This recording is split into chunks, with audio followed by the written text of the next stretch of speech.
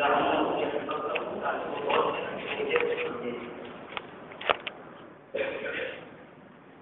کا بہت بڑی عنایت ہے کہ وہ یہ چاہتا ہے کہ اللہ کے بندے اس کے در سے کبھی بھی دور نہ رہیں، اللہ کی بندیوں مستقیم سے اپنے آپ کو دور نہ بنائیں۔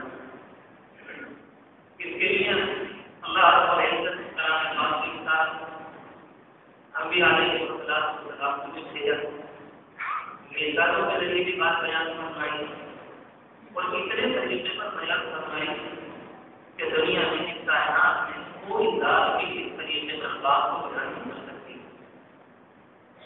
مقصود سب کا ایک ہوتا ہے کہ کسی طرح سے اللہ کے بندے بات کو لینے والے بن جائیں اور بات کو نبی اکرم صلی اللہ علیہ وسلم کو اللہ رب العزت نے بات کرنے کا طریقہ اور بات کو بیان کرنے کا طریقہ بہت شاندار ہے۔ آپ نے مختصر خود بھی فرمایا ہے کہ رب العالمین نے مجھے بات کرنے کا سب سے بہتر طریقہ دیا۔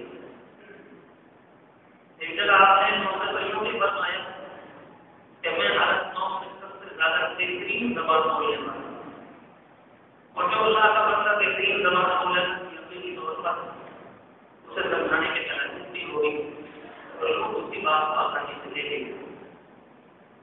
میں نے بات کلیئر کی کہ اللہ تبارک و تعالیٰ کے حکم سے نبی اکرم صلی اللہ علیہ وسلم اپنی قوم پر جب محنت فرماتے تھے تو قوم کے مزاج کو سامنے رکھ کر، ان کی طبیعت کو سامنے رکھ کر جو کچھ بھی آپ ارشاد فرماتے وہ اس طریقے سے لوگ سمجھتے اور کسی طرح سے یہ حقیقت ان کے دلوں میں ڈالتے۔ انبیاء علیہ السلام کی تعلیم سے پڑھنے کا اندازہ ہوتا ہے جو اپنی قوم سے کبھی معلوم نہیں ہوتے۔ اللہ کی جانب سے جب یہ اشارہ آ جاتا ہے کہ اب اس قوم کے اندر کچھ نہیں بچا ہے، تباہی کا دروازہ چکی، نبی نے اپنی زندگی میں آخری درجے کی محنت کر دی ہوتی ہے، تب اللہ کی جانب سے اشارہ ملتا ہے کہ آپ چلے جائیں۔ نبی پرسوں سے اپنے قوم کو چھوڑ کر چلا جاتا تھا اور پھر اللہ کی جانب سے آواز آتا اور محمد سے اعلان کر دیا۔ اس سلسلے میں قرآن مجید سے بڑھ کر کوئی جگہ نہیں۔ اس دنیا میں سب سے معتبر، سب سے سچی، واقعاتی، حقیقی، تاریخی، انسانوں کو سمجھانے والی، تذکیہ کرنے والی کتاب اگر کوئی ہے تو قرآن مجید۔ پچھلی تمام کتابوں کا خلاصہ قرآن مجید میں موجود ہے۔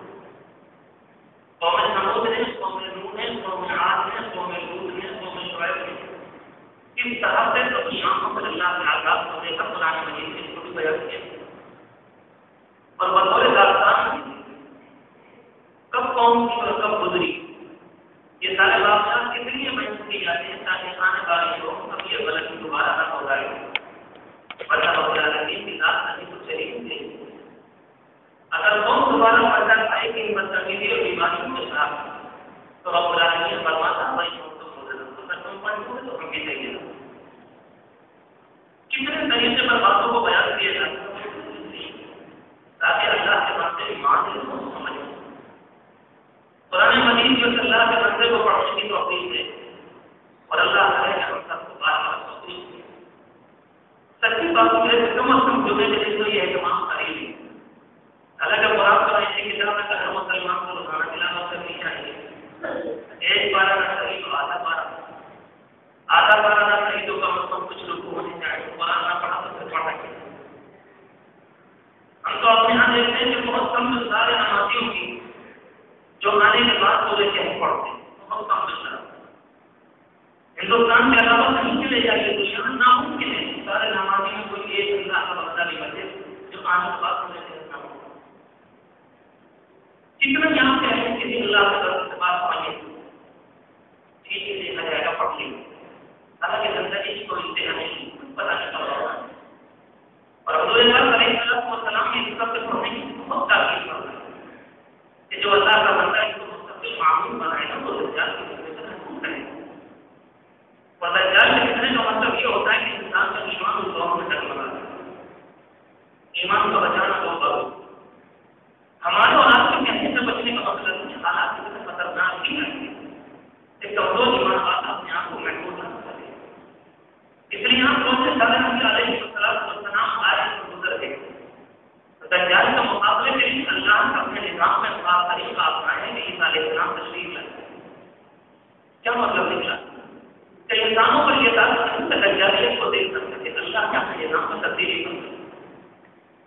نبی علیہ السلام یہ حدیث اٹھا کر رکھتے ہیں کہ جس زمانے میں ایمان والے اپنے ایمان کی باتیں لگاتے ہوں گے اس زمانے میں رب العالمین کی جانب سے کچھ اللہ کے سامنے آئیں گے اور یہ علیہ السلام کے ساتھ دجال کا بات کریں گے. اتنا خطرناک کہ حضور پاک علیہ السلام اکثر نماز و صلات کو فراہم کرتے ہیں. عجیب بڑی طریقے سے آپ نے صحابہ کرام کو سمجھایا ہے کہ وہ صحابہ کرام کے خطرے کی باتیں کرتے ہیں. آپ تشریف لائیں, آپ نے فرمایا کہ تمہیں کس سے خطرناک خطرہ تم کو دجال کرتے ہو. دجال کے کتنے کا مقصد یہ ہے کہ انسان اپنے آپ کو خود نہیں کر سکے گا. جو چیز سامنے آئے گی انسان اسی پہ چل سکے گا اور وہی اس کو بہتر اور دور جانے کی ضرورت نہیں. اپنے زمانے کے حالات کو اگر دیکھیں تو اندازہ ہو جائے گا. آپ دل پر ہاتھ رکھ کر بتائیں کہ اس زمانے میں دجال کیوں آیا, دجالیت کا جو ہوئی اس کے ٹولے اس کے شیطانی نام ہو گئی. اور ایک بات بتلاتے کہ امت کسی قدم سے جیت گئی ہے. ایک بتلا دی ٹیلی ویژن کا فتنہ آیا تو ہم آ گئے, موبائل کا فتنہ آیا تو ہم آ گئے, ننگی فلموں کا فتنہ آیا تو ہم آ گئے, گندے اخبار کا مسئلہ آیا تو ہم آ گئے, نگاہوں کو ملنا کرنے کا مسئلہ آیا تو ہم آ گئے, گندا سننے کا مسئلہ آیا تو ہم آ گئے. ایک بدلا یہ پوری دنیا کو یہ کہتے کہ امت نبی کا فلاں میدان سے جیتی. کون کس سن کو کیا کرتا ہے کہ دجال یہ مسئلہ آئے گا کہ ہم کامیاب ہو جائیں. یہ تو ہم خیال کی بات ہے. زبردستی اپنے مطابق کی سوچ لینے کے نہیں ہو جائے. یہ والی بات ہم کرتے کے بخار میں نہیں کہتے ہیں, پیٹ کے درد میں نہیں کہتے کہ ٹھیک ہے ہو رہا تو ختم ہو جائے گا. بچے کو بخار آئے تو ٹھیک ہے وقت پر آئے تو ختم ہو جائے گا. بیوی کو نظر ہو جائے تو اس موقع پر نہیں کہتے. لیکن دجالیت کا جب مسئلہ ہے یہ دیکھا جائے گا, کیا دیکھا جائے گا. ہم تو ہر میدان میں ہار کے دیکھا جائے گا. ایسے انسان کو کہنے کا آپ بھی پتہ کہ دیکھا ہے. کسی ایک میدان کو بتلا دے کہ ہم نے اس میدان میں پارا مارا ہو اور وہاں پر شیطان کو ہم نے 25 نصیب نہ ہو. ایک میدان جب سے قرآن مجید دیکھا ہے باہر میں یاد کرنا چاہتا تھا کہ اللہ تبارک و تعالیٰ کی کلام بات میں بہت سی باتیں بیان فرمائی مثالوں کے ذریعے اور اس حضور پاک علیہ السلام نے مثالوں کے ذریعے سمجھایا. مقصود یہ ہے کہ کسی طرح سے میں اور آپ دنیا کے انسان ہوں, اس کے علاوہ کچھ نہیں. اللہ تبارک و تعالیٰ فرماتا ہے الرحمن الرحیم, جو سیدھی جتنی رحمتیں ہیں وہ بھی ان کی ذات سے نکلی. رحمتیں نکلنے کے بعد دنیا میں دیر تک آخرت کی دیر تک رہنے والی وہ بھی انہیں کی ذات سے. رب العالمین اپنی ذات سے متعلق فرماتا ہے کہ توکل علی ذکر الرحمن, اس نے اپنے اوپر رحمت پر حاصل کر لی. زبردستی کسی کو نہیں مانتا, پورا موقع دیتا ہے. کسی اللہ کے بندے کو زندگی دیتا ہے, صلاحیتیں دیتا ہے, برا بھلا پہچاننے کی قوت اور طاقت دیتا ہے. وہ بچے طریقے پر اگر کوئی اللہ تعالیٰ کا پہچاننا چاہے تو میں نام کروں. زبردستی نہیں ملتا. قرآن مجید سے یہ ہے پڑھنے کو غریب ہے فعما من اعطى واتقى وصدق بالحسنى فسنيسره. قرآن مجید میں فرمایا کہ جو اللہ کا بندہ اللہ سے ڈرتا اما من اعطى, جس نے اللہ کے نام پر کیا, واتقى تو اللہ سے ڈر گیا. تیسری بات فرمائی وصدق بالحسنى, جس نے سچائی کو مانا, اللہ کے دین کو تسلیم کیا. تین باتیں اللہ نے بیان کرنا ہے اور اس کے بعد اللہ فرمایا ہم اس کے لیے اچھی راہ کو پتا کریں کہ اللہ کا بندہ کو پسند ہے. اچھے روڈ پر چلنے کے لیے اس طرح سے مستقیم پر چلنے میں کوئی پریشانی نہیں آتی. یہ رب العالمین کے ذہنی اشارات ہوتے ہیں. ہوائی جہاز ہوتا ہے, کہاں سے کون اشارہ دے رہا ہے, مگر ایک سسٹم ہے اس کے اندر اسے معلوم ہے کہاں سے کہاں تک جائے. بالکل ایمان والے کا معاملہ نہیں کہ رب العالمین کی جانب سے اس کے دل پر اشارات کرتے رہتے ہیں. یہ کرنا ہے, یہ نہیں کرنا, یہ کرنا, یہ نہیں کرنا, کتاب کی دیتے رہتے. والذین جاہدوا فینا لنہدینہم سبلنا, کہ جو کوئی ہمارے راستے میں محنت کرتا, قرآن مجید کے لفظ لا کر میں اپنی زبان سے ترجمہ کروں تو گویا کہ رب العالمین یوں فرمانا ہے کہ ہم اس کے ہاتھ کو پکڑتے ہیں, گمراہ نہیں ہونے دیتے, ہمارا نہیں کرے گا. وہ کوئی اندھا مقلد نہیں ہے کسی کے پیچھے زبردستی رکھے کہ ٹھیک ہے جو چاہتا ہے لے جائے اور کسی تحریک میں لے جا کر مار کہنے کا نہیں, بلکہ رب العالمین کے نام کو پکڑ. دوسری بات ارشاد فرمائی کلام پاک میں, اس کے بعد فرمایا محمد باطل و صبر وصدق بالحسنى, جس نے نہیں کیا اللہ کے راستے. حضور پاک علیہ السلام جو دین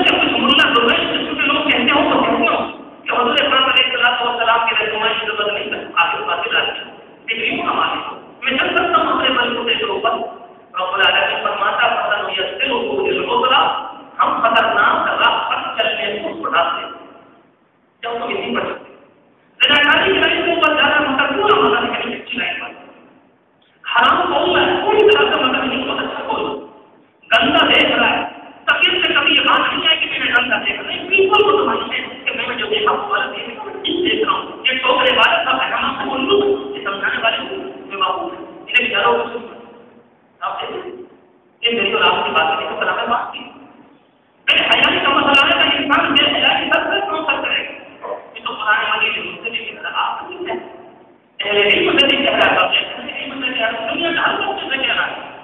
یعنی انسان جس بےایمانی میں، جس برائی میں، جس گندگی میں، جس بے حیائی میں ہو جائے، رب العالمین فرماتا پتہ مجھے شروع ہو گیا ہوگا ہم لوگوں کو اسی پر چھوڑ. بے حیائی کے کام مجھے پوری طرح سے مانا ہوگا. کبھی بھی ایسا نہیں ہوتا کہ بیٹا کاری کے اندر سے آبادی ہو پھر ہوتا ہے تم نے کام کرنا کیا. کبھی بھی ایسا نہیں ہوتا کہ انسان جھوٹ بولے اور اندر سے بتانا زبان میں نکلنا کھا جائے کہ بھائی تم نے غلط بول. یہ تو زبان ہے.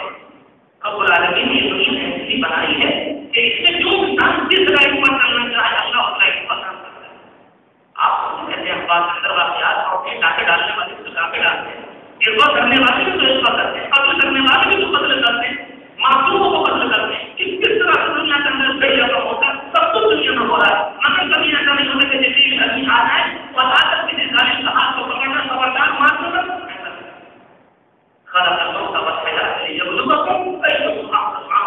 ہم نے زندگی اور موت بنائی اسی امتحان کا نام. ہم دیکھیں گے تم نے کام کیا. سب سے بڑی بات یہ جو رام کی ہے کہ دنیا کے اندر جب ہم دیکھتے ہیں کہ سب کے ساتھ لوگ اچھے برے نمازی بے نمازی نیک بے نیک اچھی فطرت والے بغیر اچھی فطرت والے یہ سارے انسان بالکل ایک انسان سمجھتا ہے کہ نہیں معاملہ اس دنیا میں تو سب ایسے ہیں ہی. اور رب العالمین نے اس بات کو سمجھانے کے لیے کلام بیان فرمایا. کتنے پیار کا رب العالمین فرماتے ہیں تم اپنی کھیتیوں کو نہیں دیتے پانی دیتے ہو تمہاری کھیتیاں نکل کر آتی ہیں لہرانے لگتی ہیں شاندار بارش کر آ جاتی ہیں. پھر ایک وقت آتا ہے کہ پیلے رنگ کی ہو جاتی ہے پھر اس کے بعد ایک وقت آتا ہے تم کاٹ دیتے ہو اور اس کے بعد ایک وقت آتا ہے کہ تم کاٹنے کے بعد کرتے ہو دانے خود نکالا جاتا ہے اسے مطلب رکھا جاتا ہے. آپ ذرا خود سوچیں کہ رب العالمین کلام پاک میں کتنا نیچے کو انسانوں کے معیار کے مطابق اتر کر انسانوں کو سمجھانے کے لیے فرماتا ہے کہ جس طرح سے دانے کو اٹھا کر دانوں سے دانے کو اٹھا کر گوروں سے دانے کو اٹھا کر اندر رکھا جائے گا اور گوشے کو باڑے میں رکھا جائے گا. کھانا شاندار نہیں بن سکتی دے گا گوشے کی تقریباً کوئی قیمت نہیں ہو سکتی. جس کو انسان کھائے گے اس کو جانور کھائیں گے. رب العالمین فرماتا اور اس کا دیکھو ہم مثالیں کھول کر رکھتے ہیں. کتنا پیارا کلام ہے. بات اچھی بات ہے. ہماری اپنی اردو زبان میں ہم کو تو بڑی سمجھنا چاہیے کہ بے حد ہوگا مجبور ہوگا جو قرآن مجید سے بہت دنیا میں ٹھوکر کرتا ہے. کون رہے گا انسان کی ادھارن کو نہ مانتا ہندو بھی کسی نہ کسی طرح کا کام نہیں کہا مجھے نہ کوئی ہونا ہے کہ انسان اچھا کرتا ہے وقت ملے گا برا برا ملے گا. عیسائیوں کی کتابوں کے اندر موجود یہودیوں کی کتاب میں موجود وہ سب اور دنیا کی کسی کتابوں کے اندر حقیقت موجود اس دنیا میں سب ایک دوسرے کے ساتھ ملے. ہم یہ دیکھتے ہیں کہ ایک پکے درجے کا نمازی آدمی جو ہمیشہ سچ بولتا ہے جو بیچارہ اچھی روٹی کھاتا ہے خراب روٹی کھاتا ہے کئی طریقے پر زندگی گزارتا ہے. کبھی کبھی ایسا ہوتا ہے کہ اس کی کمر پر کمی بھی نہیں ہوتی اس بیچارے کے گھر میں روٹی کے زیادہ پڑ جاتے ہیں. اور ایسا بھی ہو سکتا ہے کہ اس کے گھر کے اندر صحت کی نوبت آ جائے بھوکمری کی نوبت آ جائے. اور کبھی کبھی دیکھنے کو یہ ملتا ہے جو آپ کے درجے کا ایمان ہو کے بعد چھوٹا یا معلوم کتنے درجے کا نہ ہوا اس کی زندگی بہت شاندار گزر گئی. اگر کسی کا نام زندگی ہے اور کسی کو زندگی گزارنے کا طریقہ کہتے ہیں تو خدا کی قسم ہم مانگتے تو صحیح آدمی اللہ نے زندگی ایسی بنائی ہوگی. اتنا ایسے دن آئے گا پانی کی ہوگی تھی اور وہ خدا کی قیامت ہے. آج کے دن جانے اور بھوک کی قدر کیا جائے. اللہ قرآن مجید میں سورہ یاسین میں فرمایا کہ ہم نہ کی شکر نہیں تو ہم نہیں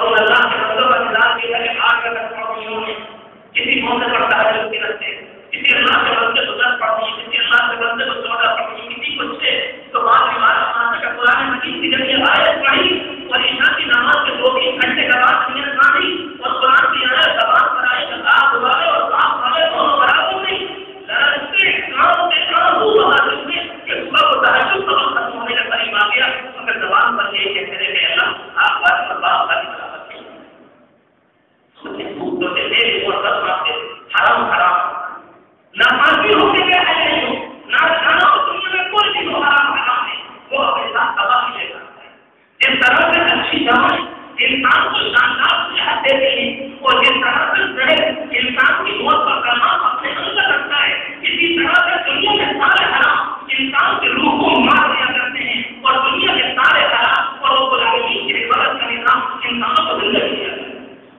اور اس اللہ کا دنیا میں تو یہ ہے کہ نماز پڑھتا ہو تو سکون نہیں ملا، قرآن تو کہتا ہے جو خدا کا ذکری قرآن نماز پڑھو، نماز کو قائم کرو میری یاد کے لیے۔ حضور پاک علیہ السلام کے مطابق بخاری شریف کی روایت موجود، کبھی کبھی آپ بیٹھے ہوتے نماز کا وقت نہ کہتا، آپ حضرت بلال سے فرماتے یا بلال تم باہر سے چلو جاؤ کھڑے ہو جاؤ اور جا کر اذان دو، اور اس کے بعد کیا فرماتے ارے بلال اب تم نماز کا انتظام کرو، یعنی اذان دو اور میرے روح کو سکون پہنچاؤ۔ ایسا لگ رہا تھا کہ فقیر میں دے بنا ہے کسی طرح کا وقت نماز آ جائے اور میں اللہ کیا کہ چھوٹنے والا تھا۔ کیا حضور پاک علیہ السلام کی پیاری لگائیں ہیں ہم اور آپ کی امت میں مانے جاتے ہیں، امت میں کہے کرتے ہیں۔ میں نے بات آپ سے کی کہ حضور پاک صلی اللہ علیہ وسلم انسانوں کے ذریعے بات کو سمجھاتے تھے، اسی طرح سے آپ نے اس موقع پر مشرکین مکہ کو بالکل شروع دور میں جمع کیا اور سارے پہاڑ کے نیچے آ کر جمع ہو گئے، کیونکہ آپ کے مکے کے رہنے والے تھے، اپنی قوم کے مزاج کا واقف تھے، ان کی طبیعت کا واقف تھے، آپ کو یہ بات معلوم تھی کہ کے بہترین زبان جاننے والے ہیں، اور آپ کو یہ بھی معلوم ہے کہ اپنے زمانے کے ذہین ترین قوم ہیں اور یہ خوب سمجھتے آپ نے ساری قوم کو جمع کیا اور جمع کرنے کے بعد آپ پہاڑ کو بدلا کھڑے ہوئے تھے اور آپ نے فرمایا نیچے کے لوگوں سے ایک خاص طریقے پر جمع کیا تھا، وقت میں مختصر اندر کروں کہ آپ نے جمع کر کے بات معلوم کی طرح یہ بتلاؤ کہ اگر میں تم سے یوں کہوں کہ پہاڑ کے پیچھے دشمن ہے، ہم قریب تم پر حملہ آور ہے، ہم قریب تم پر حملہ کرنے والا ہے، تم بتاؤ تو کیا کرو گے؟ سب نے کہا کہ نہیں ہم سمجھدار لوگ ہیں، آپ کو بہت کھڑے ہوئے ہیں، آپ کو دور دور تک جانے کا نظر آ رہا ہے، ہم تو پہاڑ کے نیچے دامن میں ہمیں پہاڑ کے پیچھے نہیں معلوم اور ہم نے زندگی خراب اپنے دوست سے دیکھا ہے، لہٰذا ہم آپ کی بات کو مانیں گے۔ پھر نتیجے کیا نکلے گا؟ اس کو جب ایک کو دوڑ کر جائے گا، اپنے اگلے کو پکڑے گا، یا اس زمانے میں جو طریقہ تھا اس کو لے کر آئے گا اور ساری قوم تیار ہو جائے گی کہ دشمن کا حملہ ہے۔ بالکل اس طریقے پر آپ نے ان کی بات ان کے سامنے فرمایا اور ان سے اقرار کرایا، انہوں نے مان کی بات ایسا ہی ہے، مگر کبھی کبھی ایسا ہوتا ہے کہ قوم کے نزدیک باہر کا حملہ خطرناک ہوتا ہے، کبھی کبھی ایسا ہوتا ہے جیسے ہم آپ کے سوچے کہ زلزلے کی خبر ہو سب چہل جاتے ہیں، اگر کسی موقع پر ایسے کی خبر ہو کہ سارے کے سارے ڈر جاتے ہیں کہ یہ بیماری میرے گھر میں نہ آ جائے، 2-3 بچوں کا سب کے رات نہ کر دے، پچھلے سال سے بخار آیا تو یہ سنوں سے میرے گھر میں آ جائے، سب کا سکتی نام کر دے، یہ ظاہری جو بیماری ہے باہر سے جب آتی ہے تو لوگ ڈر جاتے ہیں، پہلے سے دواؤں کا انتظام کرتے ہیں،